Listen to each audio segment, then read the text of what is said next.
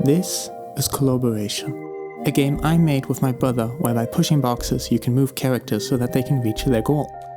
The game is releasing shortly on March 6th, and so I've decided to make a mini-series on my thoughts on the game, from development and design decisions to more broad ideas of puzzle design.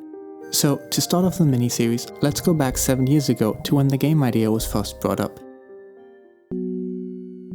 What you see on screen is one of the earlier concepts of the game I could track down, called Contrariorum, the Latin word for opposites.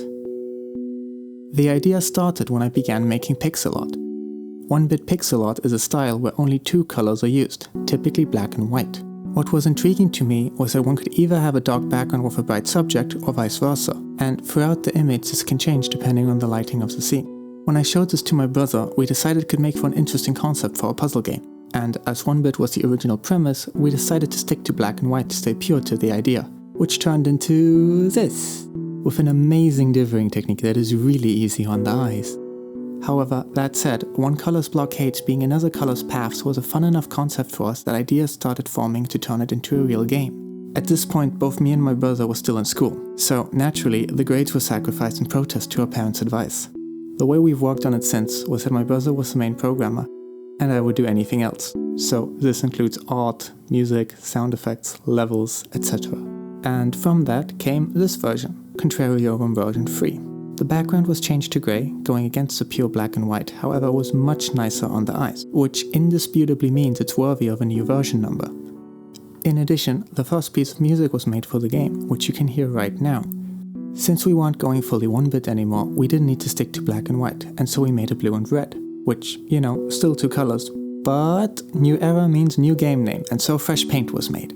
Having moved past the black and white phase, turns out there's more than two colors, and so we added another one. Suddenly, lots of unique levels could be made. We had other mechanics as well, like cracks and both color, but having a third color opened up so many ways of using the original mechanic, and that became the new draw of the game. So, one could argue feature creep kicked in, but it enhanced the core gameplay so much that we ignored the signs. At this point, we started showing the game off to other people. My brother was doing his bachelor's in maths, and so he got a room with a projector and started playtesting the game. Now, recall how I was making all the levels?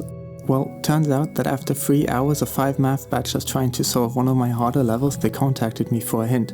And after another hour, when they moved on to the next level, they gave up. So, gave me a slight ego boost. At this point, the game was still missing sound effects, levels, wish lists, still haven't fixed that one, UI, a level editor, and a brother wanting to cooperate. But here we are, 3 years later, with our first Steam game. An early version of the game can be found on itch today, for those curious, links are in the description. And for anyone wanting to check out Colorboration, the Steam link can be found in the description. Thanks for watching.